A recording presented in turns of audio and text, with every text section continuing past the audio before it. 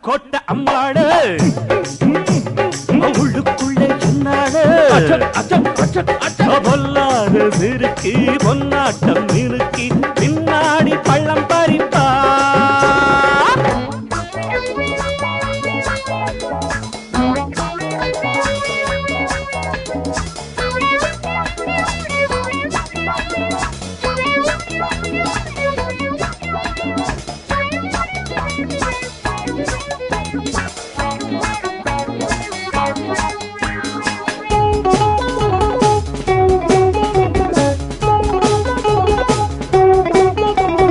கேடிப்பய நாடகம் போட்டான்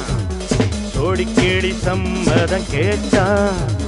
கேடிப்பய நாடகம் போட்டான் சோடி கேடி சம்மதம் கேட்டான் அம்மாடு வந்தாளே நம்பி அந்த